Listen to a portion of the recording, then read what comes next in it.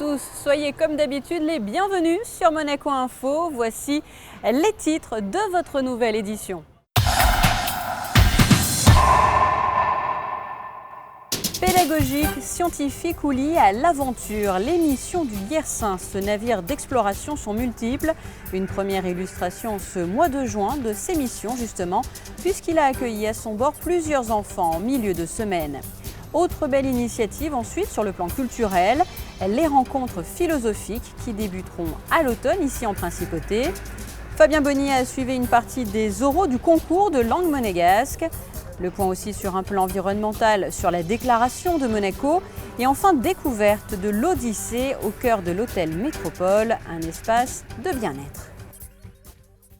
Je vous le disais en titre, 11 enfants d'une classe d'insertion scolaire de Nice ont passé une journée en mer à bord d'un navire dont nous allons très souvent vous parler.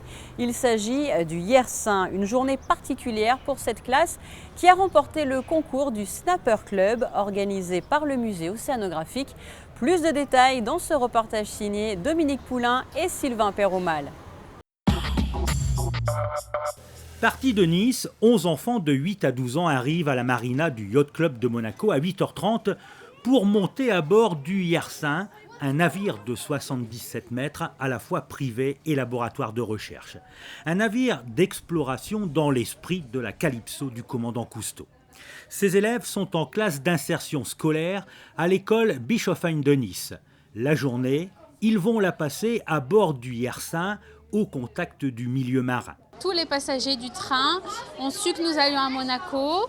Ils ont su quel était le programme. Ils se sont demandé ce qui se passait. Donc les enfants leur ont expliqué qu'ils avaient gagné un concours. Ensuite, quand on est arrivé à Monaco, ils ont crié « Oui, Monaco !» Donc les gens disaient « Ça serait bien qu'il y ait des enfants tous les jours dans le train pour nous donner la bonne humeur pour aller au travail. » À bord, les enfants sont accueillis par Vanessa, la commissaire de bord, et Sonia, la gouvernante. Toutes deux leur souhaitent la bienvenue et leur expliquent le déroulement de la journée. Une journée qui commence par la visite de la cabine de pilotage, instruments de navigation, radar, écran de contrôle et cartes pour comprendre le fonctionnement du bateau et les différentes règles de navigation. Alors ce bateau n'a pas de roue, il n'a pas de gouvernail.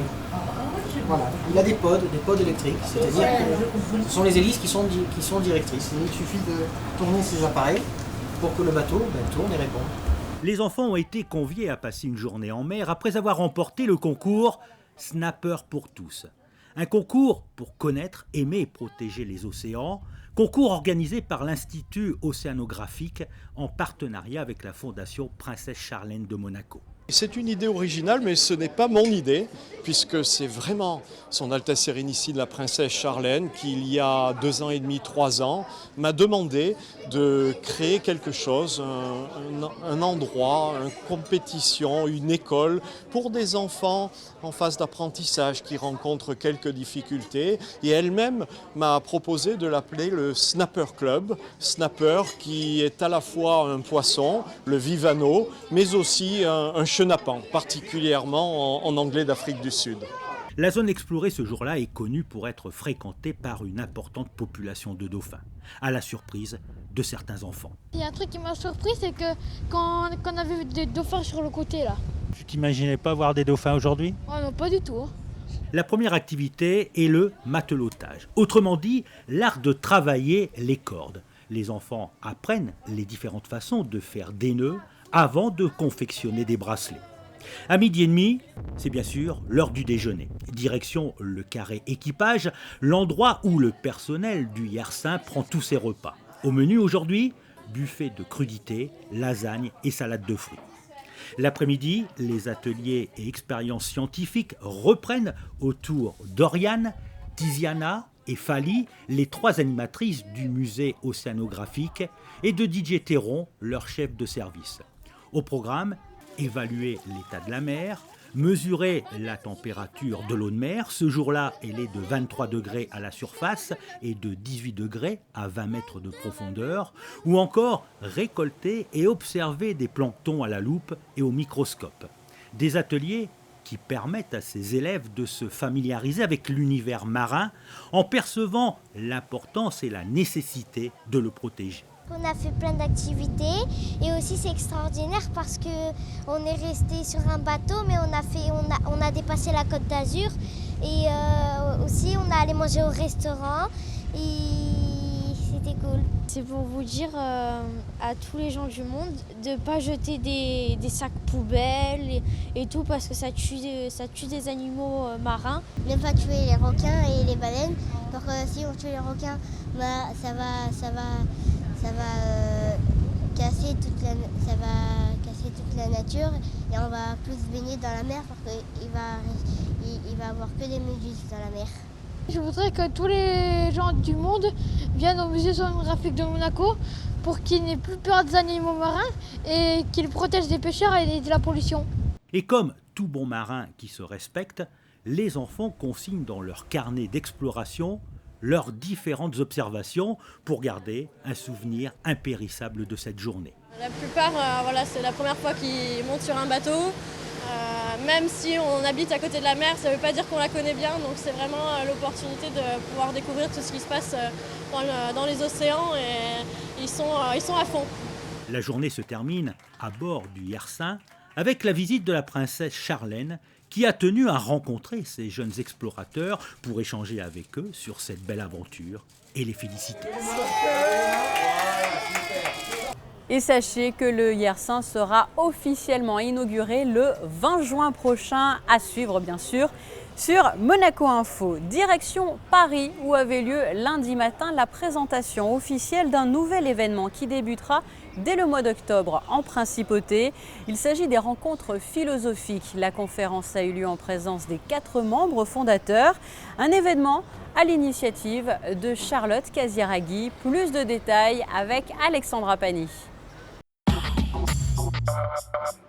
De l'amour au désir, en passant par le don et le pardon, voici quelques thématiques qui seront abordées lors des rencontres philosophiques de Monaco. Une nouvelle association qui vient de voir le jour.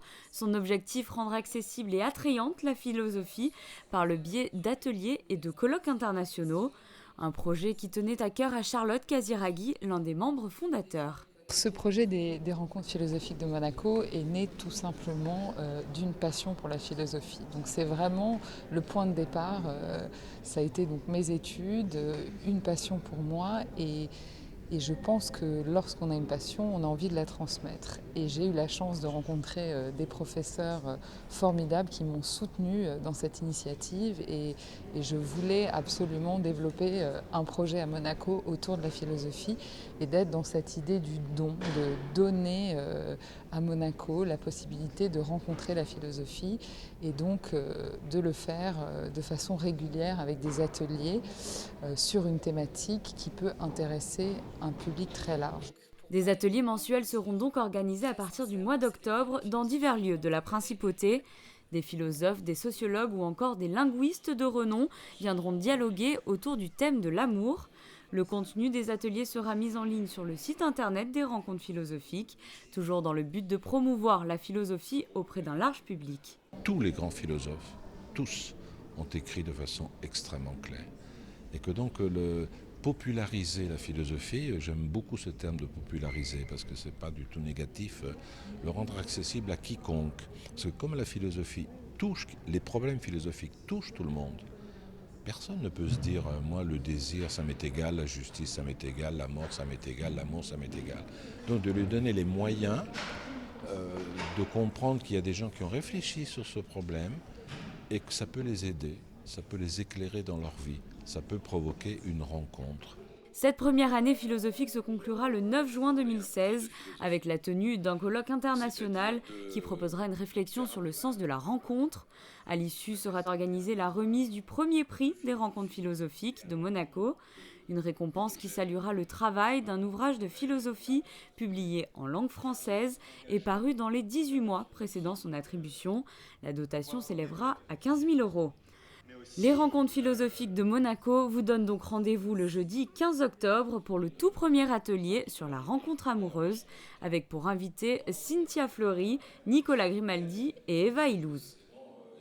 Des rencontres philosophiques qui ne manqueront pas d'intéresser les lycéens notamment. Restons avec la jeunesse justement, puisqu'en ce mois de juin, les élèves de 3e doivent passer les épreuves du brevet, ceux de première, les épreuves du bac de français, et ceux de terminale, bien sûr, les épreuves du baccalauréat. Mais il y a aussi un autre examen important en principauté, il s'agit du concours de langue monégasque. Après les épreuves écrites, place aux épreuves orales. Fabien Bonilla, on a suivi une partie pour vous. 1500 élèves de la Principauté ont passé les épreuves écrites en mai dernier. Parmi tous ces élèves, 108 ont été retenus pour passer le concours de langue monégasque à l'oral, de la 7e à la première.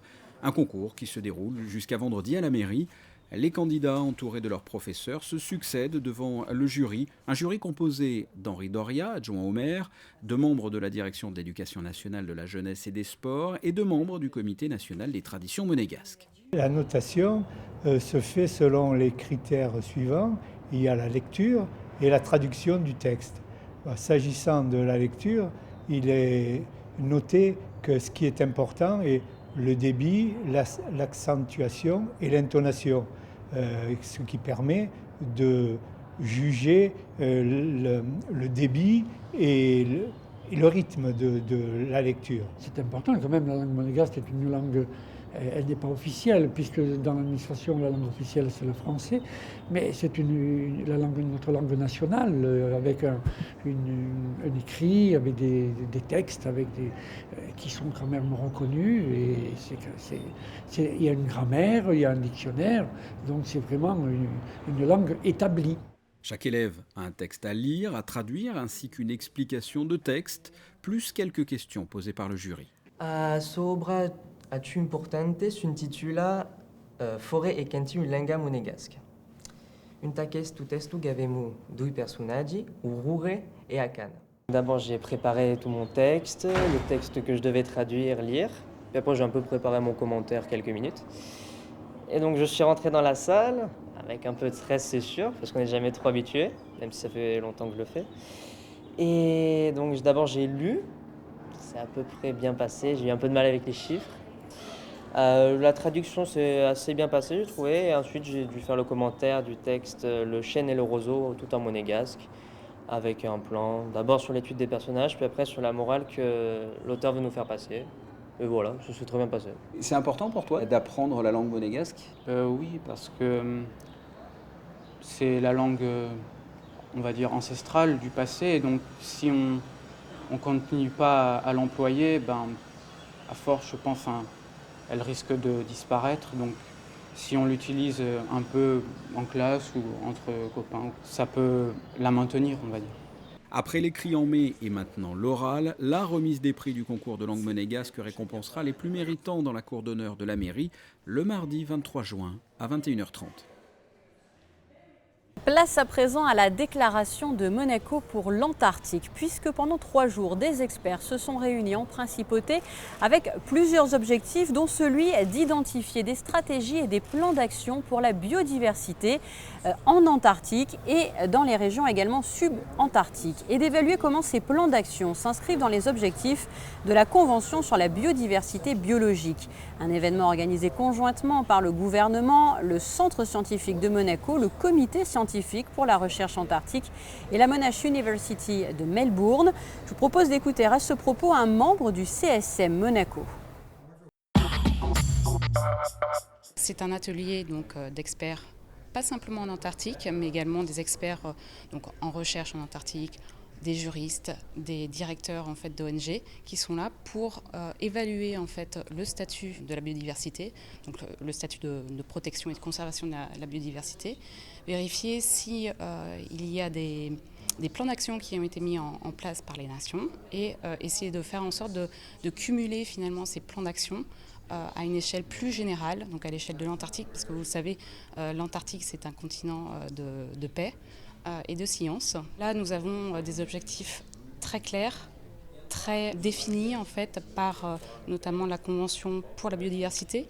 Donc déjà on a un canevas finalement sur lequel on se base et ce canevas donc c'est les 20 objectifs de la Convention pour la biodiversité qui a été acté donc en 2010 nous permet de travailler sur des choses très très ciblées et d'avoir des objectifs pour 2020 qui restent relativement raisonnables. Bon, bien sûr tout ne va pas être résolu pour 2020, mais en effet c'est quelque chose qu'on essaye de prendre en compte, d'avoir quelque chose de réaliste sur une durée très courte. Et ce congrès, vous l'avez vu, a été clôturé en présence de son Altesse Sérénissime, le Prince Albert II, le chef d'État monégasque, qui est notamment à travers sa fondation très engagé en faveur de la protection de la planète. Son Altesse Sérénissime, le Prince Albert II, qui, président d'honneur du Monaco Ambassadors Club, vient d'ailleurs de remettre une belle distinction à David Coulthard. L'ancien pilote de Formule 1 a été nommé ambassadeur de bonne volonté. Vous aurez également noté la présence de Sa Majesté Faradiba et du président de l'Ambassadors Club, Alexander Mogadam. Le chef d'État monégasque que vous voyez également sur la place du Palais Princier lors de l'arrivée du rallye des voitures électriques.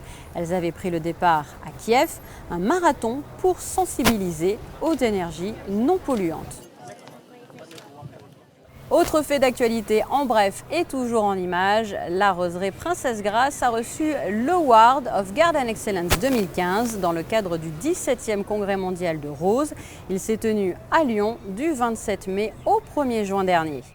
Une information à noter dans vos agendas, avis aux amateurs de gospel, concert au cœur de la cathédrale le samedi 13 juin dès 20h30. Entrée libre, alors n'hésitez pas. Je vous propose à présent une pause détente avec les beaux jours. Pourquoi ne pas profiter de l'espace Odyssée situé au cœur de l'hôtel Métropole à Monte-Carlo. Piscine chauffée et restaurant aux saveurs méditerranéennes sont au programme. Alexandra Pani s'est rendue sur place. Un espace aux allures d'oasis en plein cœur de Monte-Carlo, l'Odyssée est un lieu insoupçonnable, réservé habituellement aux résidents de l'hôtel et aux membres du Métropole Spa. Cet été, il ouvre ses portes à un plus large public. Imaginé par Karl Lagerfeld, cet espace a vu le jour en 2013. C'est Karl Lagerfeld qui a fait cet espace, qui l'a imaginé et qui l'a donc adapté un petit peu à ce qu'on recherche chez nous, à savoir la pureté, ses couleurs légères, le bleu, le noir, la fresque que vous voyez derrière nous qu'il a aussi dessinée et toute la partie restaurant et qui est un endroit assez extraordinaire et très rare ici à Monaco. Autour de cette nouvelle piscine d'eau de mer chauffée, les clients peuvent savourer la cuisine des chefs Joël Robuchon et Christophe Cussac, attablés dans un espace verdoyant, à l'abri des regards et de l'agitation estivale de la principauté. On a une cuisine conviviale, axée sur des plats à partager notamment, des salades à partager. Aussi on a des plats un petit peu plus gastronomiques avec une langouste ou alors un tartare de saumon caviar. On a aussi une présentation de poissons, notamment de Saint-Pierre pour 2 personnes, présentée en pièces entières, qu'on cuit au four. Donc voilà, une cuisine vraiment conviviale et axée sur le partage aussi. C'est le concept aussi de Joël Robuchon avec la cuisine ouverte et ces couleurs-là qui sont typiques aux cuisines de Monsieur Robuchon dans tous ses ateliers partout dans le monde. Donc avec une cuisine axée effectivement sur des couleurs noires, rouges et qui s'intègre aussi très bien dans l'espace Odyssée avec Karl Lagerfeld qui a créé un espace notamment sur le noir, le blanc et le bleu. L'espace Odyssée vous donne donc rendez-vous pour vous détendre au bord de sa piscine ou pour déguster les mets aux saveurs méditerranéennes jusqu'au mois de septembre. Voilà pour l'essentiel de l'actualité. Passons à présent à vos prévisions météo. Vendredi, changement du temps, déclin du soleil, des nuages par moments orageux accompagnés d'averses, comptez jusqu'à 25 degrés au meilleur de la journée. Samedi, un soleil intermittent également, persistance d'un risque d'averses. Dimanche, diminution de la tendance orageuse, amélioration partielle du temps. Pour les températures, comptez entre 20 et 24 degrés. Fin de cette édition, merci à vous de l'avoir suivi. Je vous laisse à présent avec la suite de votre programme sur Monaco Info. Je vous rappelle que l'actualité, c'est aussi sur le www.monacochannel.mc. À très bientôt.